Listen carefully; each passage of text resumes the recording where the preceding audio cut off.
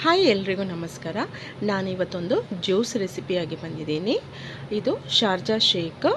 ಇವಾಗ ಬೇಸಿಗೆ ಕಾಲ ಅಲ್ವಾ, ನಾವಾಗಿ ತಂಪಾಗಿ ಕುಡಿಬೇಕು ಅಂತ ಎಲ್ರಿಗೂ ಅನಿಸುತ್ತೆ ನೋಡಿ.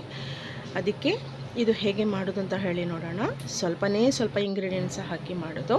ಇವಾಗ ನೋಡಿ, 4 ಬನಾನಾ ತಗೊಂಡಿದ್ದೀನಿ. ಆಮೇಲೆ 2 ಬೂಸ್ಟಿದು ಪ್ಯಾಕೆಟ್ 5 ರೂಪಾಯಿದು. ಇವಾಗ ನಾನು ಈ 4 ಬನಾನವನ್ನು ಚೆನ್ನಾಗಿ ಸ್ಲೈಸ್ ಆಗಿ ಕಟ್ ಮಾಡಿ ಮಿಕ್ಸಿ ಜಾರಿಗೆ ಹಾಕ್ಕೊಳ್ತಾ ಇದ್ದೀನಿ.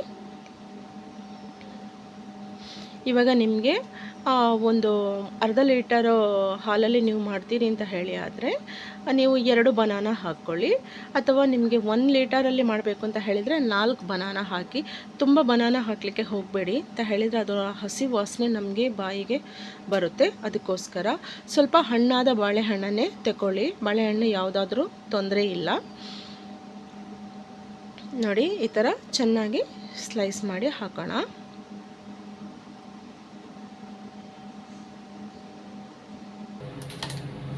ಇವಾಗ ನಾನು ಇದಕ್ಕೆ ನೋಡಿ, ಅರ್ಧ ಲೀಟರ್ ಹಾಲಿಗೆ ನೀವು 2 ಸ್ಪೂನಷ್ಟು ಸಕ್ಕರೆ ಹಾಕಿದರೆ ಸಾಕು. ನಾನು 1 ಲೀಟರಿಗೆ 4 ಸ್ಪೂನಷ್ಟು ಸಕ್ಕರೆ ಹಾಕಿದ್ದೀನಿ. ನಿಮಗೆ ಇನ್ನೂ ಸಿಹಿ ಜಾಸ್ತಿ ಬೇಕು ಅಂತ ಹೇಳಿದರೆ 1 ಸ್ಪೂನು ಎಕ್ಸ್ಟ್ರಾ ಆ್ಯಡ್ ಮಾಡ್ಕೊಳ್ಳಿ. ಆಮೇಲೆ ನಾನು 2 ಬೂಸ್ಟ್ ಪ್ಯಾಕೆಟನ್ನು ಕಟ್ ಮಾಡಿ ಇದಕ್ಕೆ ಹಾಕ್ತಾಯಿದ್ದೀನಿ.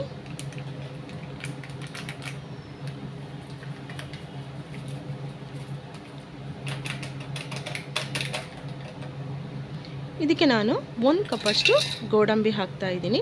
ನಿಮಗೆ ಬೇಕಾದರೆ ಇದಕ್ಕೆ ನೆಲಗಡಲೆಯನ್ನು ಕೂಡ ಹಾಕ್ಬೋದು. ನೋಡಿ, ನಾನು ನಿನ್ನೆ ರಾತ್ರಿ 1 ಲೀಟರ್ ಹಾಲನ್ನು ಕುದಿಸಿ ತಣ್ಣಗೆ ಮಾಡಿ ಇಟ್ಕೊಂಡಿದ್ದೇನೆ, ಫ್ರೀಸ್ ಮಾಡಿ ಇಟ್ಕೊಂಡಿದ್ದೇನೆ. ನೋಡಿ, ತುಂಬ ಗಟ್ಟಿಯಾಗಿದೆ. ಇದನ್ನು ನಾವು ಮಿಕ್ಸಿ ಜಾರಿಗೆ ಹಾಕ್ಕೊಂಡು ಮಿಕ್ಸ್ ಮಾಡಿಕೊಂಡು ತರೋಣ. ನೋಡಿ, ಇಷ್ಟೇನೆಯ ಶಾರ್ಜಾ ಮಿಲ್ಕ್ ಶೇಕ್ ರೆಡಿಯಾಗಿದೆ.